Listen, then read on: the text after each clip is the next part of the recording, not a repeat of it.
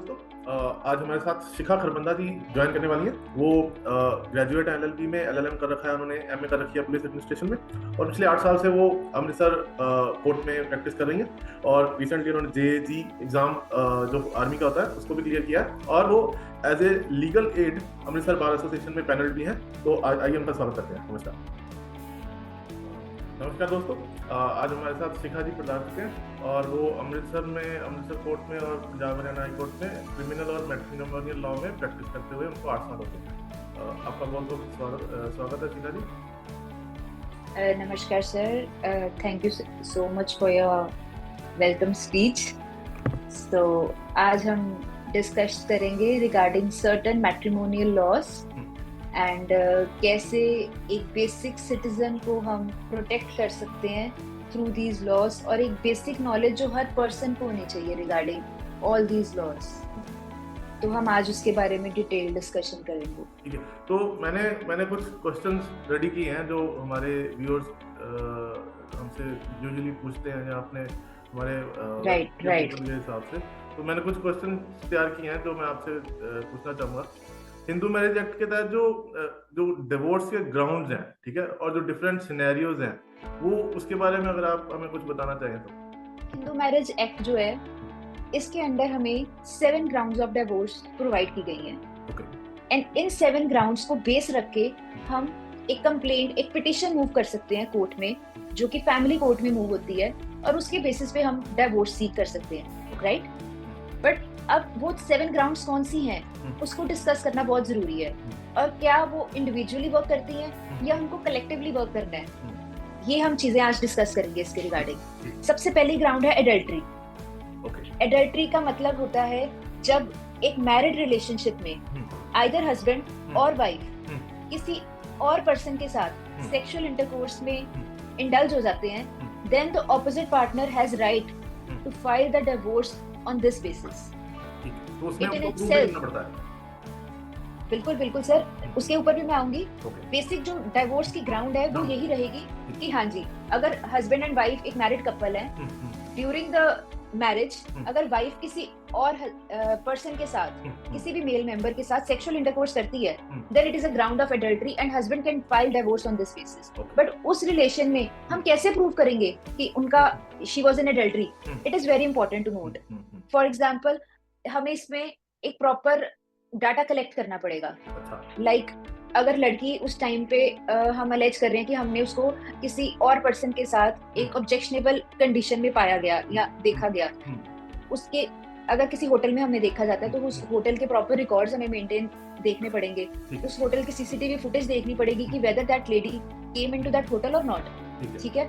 उसके बाद जिस पर्सन के साथ हम देख रहे हैं कि उसके रिलेशनशिप है, उसी टाइम पे वो पर्सन भी सीसीटीवी फुटेज में चेक करेंगे कि एंट्री हुई है या नहीं हुई है, उनके आईडी कार्ड्स उन्होंने लिए हैं, होटल वालों ने नहीं लिए हैं, सेम रूम में एंटर हुए हैं नहीं हुए। आपको भी पता है हर होटल में, हर कॉरिडोर में सीसीटीवीज होती हैं। Now what happened inside is not our concern, but once we prove कि हाँ जी there is a chain of events, right. Apart from this, अगर उनके फोन के थ्रू अगर कुछ इंफॉर्मेशन मिलती है हमें, अगर उनकी कोई ऑब्जेक्शनेबल चैटिंग, टेक्स्ट चैट्स, अगर ऐसा कुछ रिट्रीव होता है, it can be a ground of divorce adultery के अंडर। अगर कोई फोटोग्राफ्स हमें उनकी मिलती हैं ऑब्जेक्शनेबल पोजीशन में, these all can be the proof which we file along with the petition while filing the case of adultery, sir, right? Apart from this, another ground is cruelty. It is a very basic ground जिसके basis पे most of the parties, you know, they can file for the divorce. अब adultery हो रही है, जो हमारी first ground थी। अगर कोई partner adultery में है, at the same time he is also facing mental cruelty कि उसका partner दूसरे person के साथ जा रहा है। Now both the grounds got clubbed. So adultery के साथ अब हमारी क्रुएलिटी भी इंडल्ज हो गई है। Basically cruelty includes physical cruelty and the mental cruelty, right. Physical cruelty तो आप बेसिक लैंग्वेज से समझ जाएंगे कि अगर किसी को कोई फिजिकल हार्म पहुंचा रहा है, कोई मार रहा है, राइट, ये हमारी आगे फिजिकल क्रुएलिटी। बट अब मेंटल क्रुएलिटी, मैंने आपको एक एग्जांपल स्टार्टिंग में दे दी। अ पर्सन था एडल्ट्री में, उनका partner, it is causing mental cruelty to him. इसके अलावा कैसे हो सकता है, लेडी को प्रॉपर घर पे रिस्पेक्ट नहीं मिल रही है, उसको टॉन्टिंग्स मिल रही है, it is a part of mental cruelty.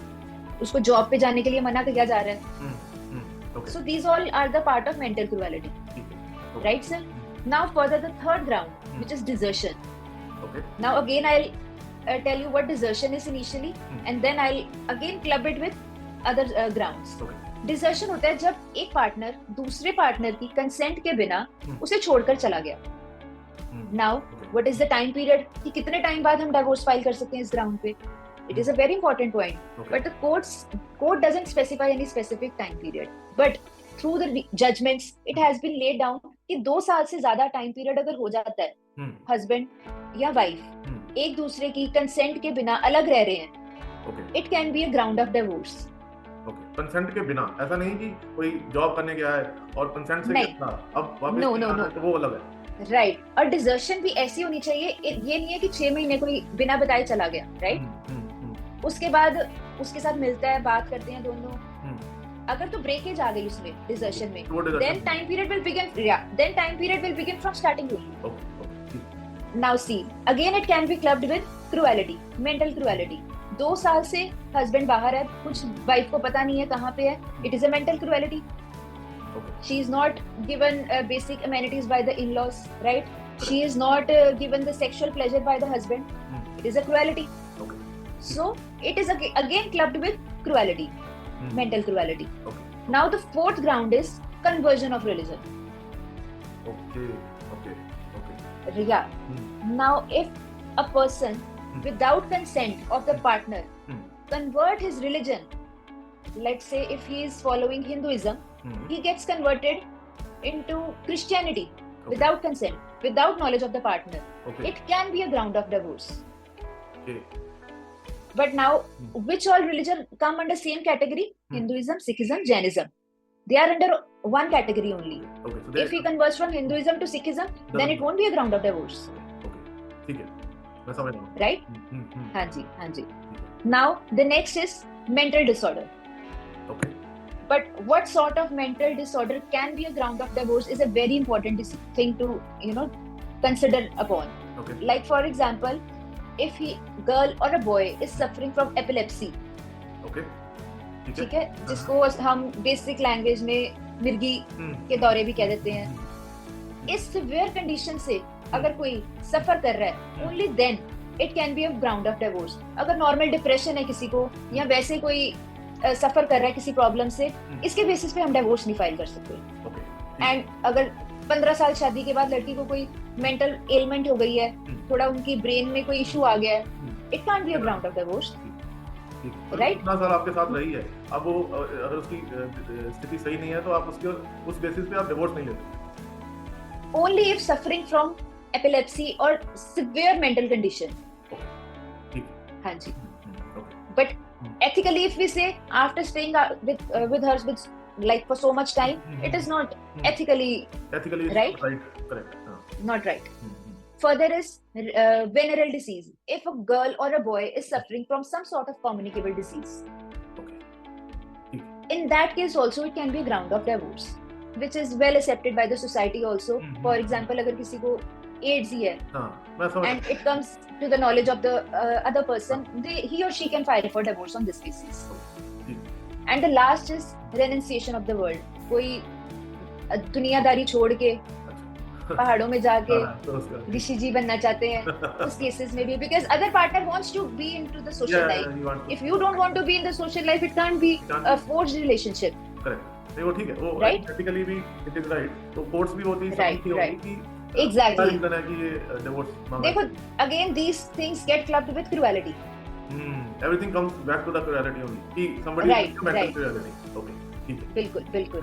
Because physical cruelty को तो एक शेप मिल जाती है. मतलब किसी को मेडिकल करवा लिया, फिजिकल क्रुएलिटी प्रूव हो गई. Mental cruelty is a very big thing which can not be proved by words. उनको ये these are the actions which prove the mental cruelty. ठीक है. और मैंने कुछ मूवीज भी देखी हैं, तो उसमें मतलब दिखाते हैं कि ऐसा mental cruelty was the basis of exactly. It is a very big issue these days. और ठीक है, बहुत बहुत धन्यवाद इस क्वेश्चन का आंसर देने के लिए। तो मैं अगले प्रश्न पे जाता हूँ। तो प्रोजेक्ट में आपसी सहमति से जो तलाक या म्यूचुअल कंसेंट से जो डिवोर्स होता है राइट में कैसे उसको कैसे किया जाता है कि दोनों ही चाह रहे हैं कि हम इस शादी में आगे नहीं बढ़ना चाहते? आज की डेट में everyone is educated enough, so जितने भी मोस्टली एजुकेटेड कपल्स हैं which opt for divorce, they mostly go for divorce by mutual consent. But अब divorce by mutual consent है क्या as a concept, ये समझना बहुत जरूरी है. So whenever we talk about divorce by mutual consent, उसमें होता है लड़का लड़की दोनों रेडी हैं तो फाइल फॉर डिवोर्स, राइट? अब उसमें सर्टेन एक चेकलिस्ट है जो पूरी होनी चाहिए. Okay. अगर हमने म्यूचुअल कंसेंट के थ्रू डिवोर्स फाइल करना है, उसके लिए दोनों की शादी मिनिमम 1 year इलैप्स होना चाहिए. ठीक है जी, शादी का 1 साल हो जाना चाहिए, उसके बाद ही आप म्यूचुअल कंसेंट का डिवोर्स फाइल कर सकते हो, right? Second thing in it is, जब हम म्यूचुअल कंसेंट का डिवोर्स फाइल करते हैं, फर्स्ट स्टेटमेंट होती है, उसके बाद सेकंड स्टेटमेंट होती है. फर्स्ट एंड सेकंड स्टेटमेंट के in between courts give time period of 6 months to the parties. Now why this time period is given?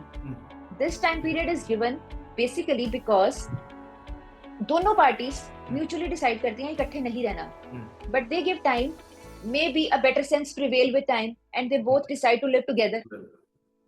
तो वो 6 महीने का टाइम पीरियड दिया जाता है कि you never know if there arises some situation और दोनों इकट्ठे रहने का डिसाइड कर ले. एंड बहुत बार कोर्ट्स में ऐसा होता भी है. सेकंड स्टेटमेंट से पहले they both decide to live together. ठीक है, मतलब कुछ डिफरेंसेस थे, वो 6 months में डिफरेंसेस कवर हो गए. Exactly it is a good thing. तो मेरे हिसाब से या it is a very good thing.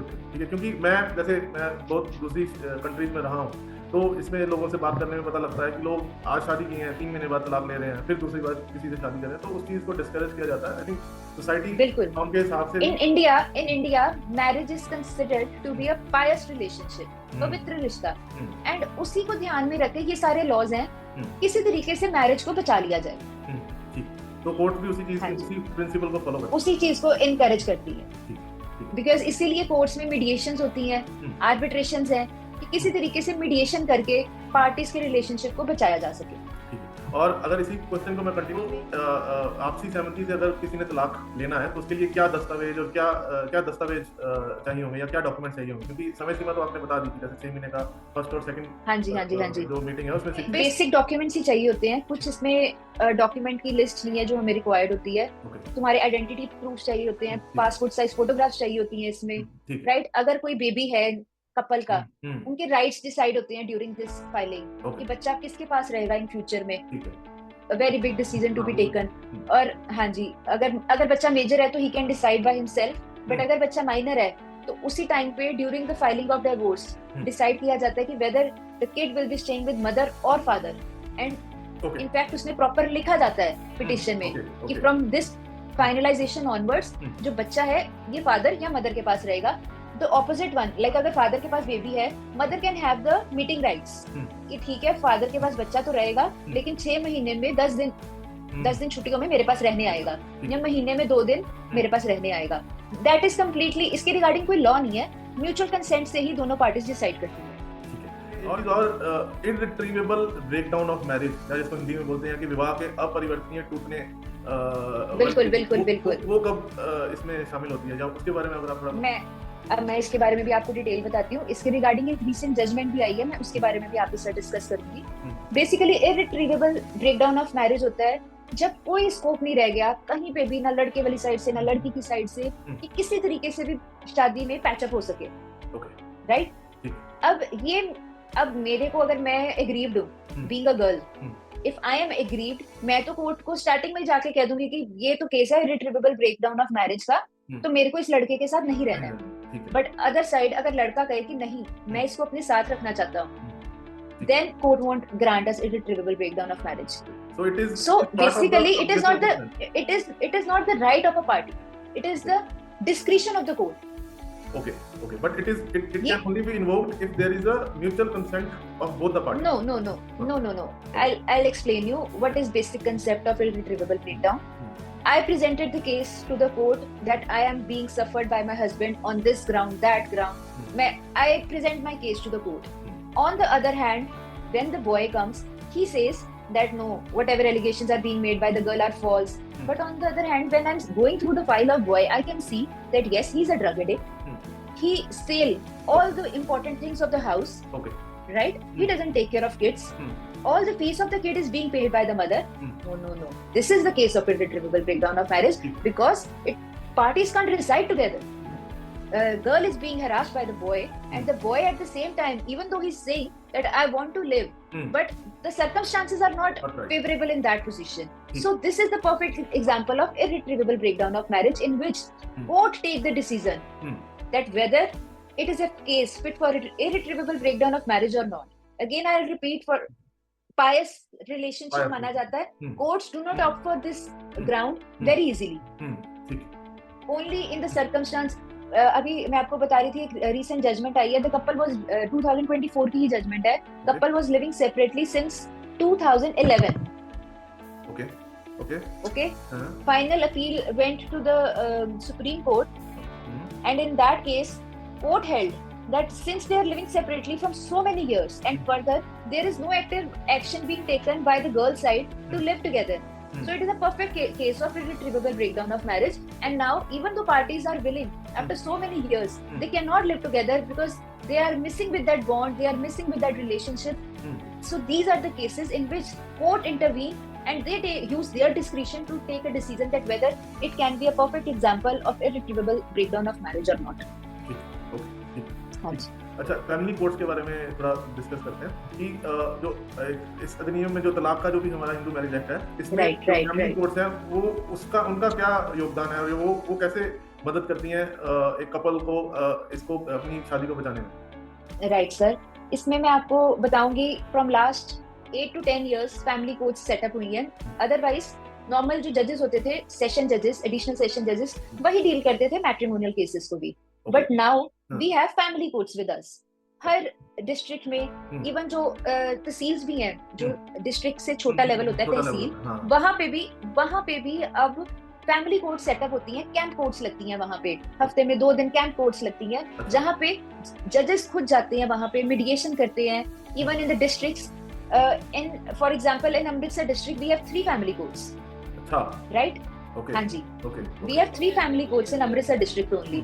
So number of cases are so many that additional session judges or other session judges were not justifying it, because उन्होंने rape case भी देखने हैं, उन्होंने 302 भी देखनी है, और वो साथ में मैट्रिमोनियल भी देख रहे थे. The formation of family court has benefited the general public a lot.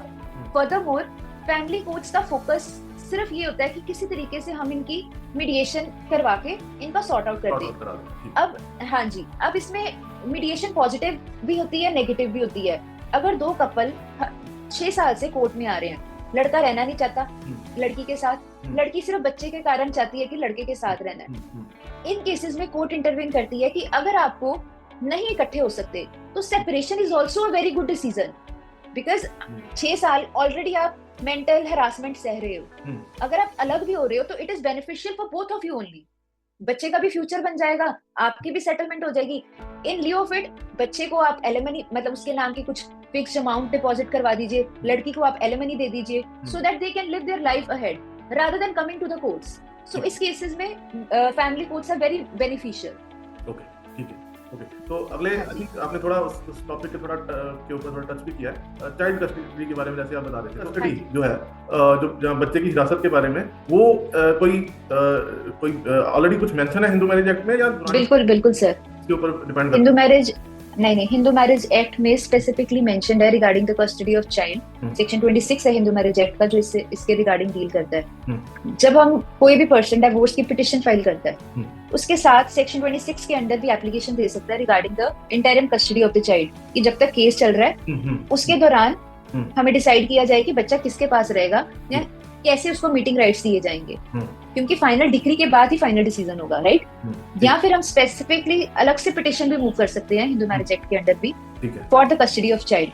And I would like to mention, इसके रिगार्डिंग हमारे पास स्पेसिफिक प्रोविजंस भी हैं, like guardian and ward act के अंडर हम स्पेसिफिकली एप्लीकेशन मूव कर सकते हैं पिटिशन के through for the custody of child. Okay, ठीक है. तो इसमें जो हिंदू मैरिज एक्ट में जो तलाक की कार्रवाई के दौरान जो संपत्ति का विभाजन है या डिवीजन ऑफ द एसेट्स, ठीक है, उसमें उसके में पति और पत्नी के क्या क्या अपने अपने अधिकार हैं? मैं उसके बारे में भी आपको ब्रीफ कर देती हूँ। लेकिन अगर तो it is a case of mutual consent divorce, जिसके बारे में अभी हमने डिटेल में डिस्कस किया है, उस सिनेरियो में तो जो पार्टीज आपस में अपनी रजामंदी से डिसाइड कर लें कि हमें, फॉर एग्जांपल एक हस्बैंड एंड वाइफ डिसाइड कर लेते हैं कि हमारा एक बच्चा है, बच्चा वाइफ के पास रहेगा, बच्चे के नाम पे आप 10 लाख की एफडी कर दो, 5 लाख या 10 लाख या whatever amount they decide upon, 10 lakh रुपया आप मेरे को दे दो, then we won't ask anything from your property, from your assets, it will be full and final decision, जिसको हम म्यूचुअल कंसेंट डिवोर्स के अंडर करते हैं। बट एक जो आ गया कंटेस्टेड डिवोर्स, जिसकी हमने 7 ग्राउंड्स अभी डिस्कस किए हैं, लड़की ने फाइल कर दिया, लड़का नहीं देना चाहता है, लड़के ने फाइल कर दिया, लड़की नहीं देना चाहती है, it is a case of contested divorce. इस केस में डिवीजन ऑफ एसेट्स जो होती हैं वो 50-50 होती हैं। अच्छा, ठीक है जी, हाँ जी। अगर लड़के के पास घर है कोई, उसके नाम पे है, उसकी अपनी प्रॉपर्टी से बनाया गया वो घर, लाइक उसकी अपनी पर्सनल अर्निंग से वो घर बनाया गया है, फॉर एग्जाम्पल घर की वैल्यू है 50 लाख। नाउ कोर्ट्स जो है वो इंटरवीन करके या तो उसको कहेंगी कि डिवोर्स के टाइम पे उसको 20-25 लाख आप कैश दे दो, या उसको बीच में प्रॉपर्टी में शेयर देना पड़ेगा उसको।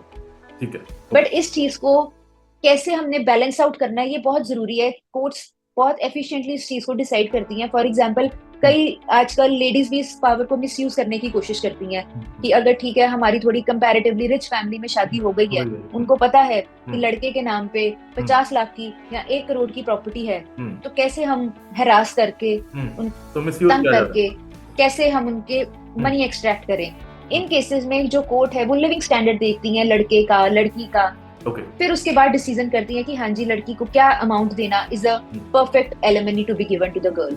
और अगर कोई सैलरीड एम्प्लॉई है, अगर कोई सरकारी मुलाजिम है, उसकी जो सैलरी है, जैसे फॉर एग्जांपल अगर किसी की 1 लाख सैलरी वो अपने अकाउंट में आ रही है उसको, तो उस केस में 1/3 सैलरी उसको अपनी वाइफ को देनी ही पड़ेगी। It is a decided law. अगर पत्नी भी सरकारी एम्प्लॉई है या एम्प्लॉई है, हाँ जी, अब उसका भी मैं बताती हूँ। अगर लड़की सरकारी एम्प्लॉई है, लड़का सरकारी एम्प्लॉई है, दोनों की अच्छी इनकम है, लड़का भी लाख कमा रहा है, लड़की भी 70-80 हजार कमा रही है, उस केस में 1/3 सैलरी नहीं देनी पड़ेगी। बट उस सिनेरियो में भी कोर्ट्स कहती हैं कि अगर एक लड़के ने लड़की के साथ शादी की है, उसकी मॉरल ड्यूटी है कि वो उसको मेंटेन करें। फिर दोनों के स्टैंडर्ड ऑफ लिविंग, दोनों के खर्चों को ध्यान में रख के एक डिसेंट अमाउंट जो कोर्ट डिसाइड करके खर्चा लगाती है। ठीक है, अच्छा अभी एक और सिनेरियो मेरे मन में आ रहा है कि अगर पत्नी पति से ज्यादा पैसे कमा रही है, तो उस सिनेरियो में क्या होता है? आज की डेट में लड़कियां भी बहुत, आज की डेट में लड़कियां भी अच्छी हैंडसम सैलरीज ड्रॉ कर रही हैं, अपने बिजनेसेस रन कर रही हैं, लड़कियां सीईओ बन चुकी हैं कंपनीज की। फिर I will repeat it again कि लड़के की एक मॉरल ड्यूटी कोर्ट ने लगा दी गई है कि अगर आप लड़की को शादी करके लेके आ रहे हो, राइट, एक डिसेंट अमाउंट आपको उसकी मेंटेनेंस का देना पड़ेगा, राइट। अब देयर आर चांसेस, अब मेरे पास भी एक रिसेंट केस आया है, लड़का जो है ही इज अ डॉक्टर, लड़की इज अ डॉक्टर, रेडियोलॉजिस्ट है लड़की, एंड डेफिनेटली ही लड़का जो है वो जॉब कर रहा है किसी हॉस्पिटल में, लड़की जो है अपना खुद का चला रही है, क्लिनिक चला रही है। उस केस में लड़की को कुछ भी अमाउंट कोर्ट ने ग्रांट नहीं किया। अच्छा, ठीक है। Court is of the view कि she is earning good amount and even earning more amount than the boy. Then we move to the higher court. अब हम हाई कोर्ट में गए हैं इसके regarding. Then higher court decided कि yes, लड़की को मेंटेनेंस देनी पड़े, लड़के को लड़की को मेंटेनेंस देनी पड़ेगी। हाँ जी, we can negotiate over the amount. Court अपनी डिस्क्रिशन यूज करके अमाउंट कम ज्यादा कर सकती है, लेकिन उसको कुछ amount as a moral obligation देना पड़ेगा। ठीक है, बट कोई फिक्स्ड फॉर्मूला नहीं है, कोर्ट डिसाइड करती है कि कितना होना चाहिए। हाँ जी, ये डिस्क्रिशन ऑफ द कोर्ट है। बट अगर जनरल रूल है, अगर सैलरीड एम्प्लॉई है, लड़की कुछ नहीं करती है, छोटा मोटा अपना कोई काम करती है, 1/3 सैलरी लड़की की लड़की को मिलती है। ठीक है, ओके, राइट। अब एक और सिनेरियो मैं आपको बता देती हूँ जहाँ लड़का कुछ भी नहीं कमाता है। ओके, ठीक है ना, उस सिनेरियो का भी मैं आपको बता देती हूँ क्या रहता है। कोर्ट्स मानती हैं अगर कोई पर्सन उसके हाथ पैर सलामत है, दिहाड़ी तो कर सकता है, वो लेबर तो बन सकता है ना, तो एक गवर्नमेंट के अकॉर्डिंगली जो एक लेबर की पर डे इनकम होती है, लेट सपोज 500 पर डे, उसमें से उसको देना पड़ेगा। उसके अकॉर्डिंगली 30 से मल्टीप्लाई कर लिया हमने, 30 डेज, हाँ ठीक है, हाँ 30 डेज के साथ मल्टीप्लाई कर लिया, उसका 1/3 खर्चा नहीं, उसका 1/3 उसने अपना भी तो मेंटेन 5,000 करना है पर ना। मंथ उसको देना ही पड़ेगा, चाहे वो कोई नौकरी नहीं भी कर रहा है। हाँ जी, अगर वो प्रूव कर देता है मैं तो देखो कहीं नहीं नौकरी कर रहा, तो कोर्ट कहेगी तेरे हाथ पैर सलामत है, तो दिहाड़ी तो लगा सकता है ना। मतलब कि मेरे को, मैं तो शादीशुदा हूँ, बट ये पता होता तो मैं भी एक बार सोचता शादी करनी चाहिए कि नहीं करनी चाहिए। नहीं नहीं, शादी तो करनी मैं नहीं चाहिए। बोलना चाह रहा, इसी के अच्छा, इसी के रिगार्डिंग आज ही एक जजमेंट आई है। अच्छा। कोर्ट्स ने बोला है कि जो यंग लड़के और लड़कियां हैं उनको इस चीज को समझना चाहिए कि शादी एक सेक्रामेंटल इंस्टीट्यूशन ऑफ मैरिज है। ठीक है जी, इसको तुम एक कमर्शियल ट्रांजैक्शन मत समझो, या फिर इसको सिर्फ वाइन एंड डाइन का एक तरीका ना लो। ठीक, बिल्कुल सही। अपनी रिस्पॉन्सिबिलिटीज को समझ के अपने ड्यूटीज को निभाओ और उसको एक अच्छी लाइफ आप लीड करो एज अ मैरिड कपल। ठीक है, ओके, ठीक है, बहुत बहुत धन्यवाद। आपने बहुत अच्छी जानकारी हमारे व्यूअर्स को दी, बहुत बहुत धन्यवाद। Right, thank, okay sir, okay जी, शुक्रिया, नमस्कार।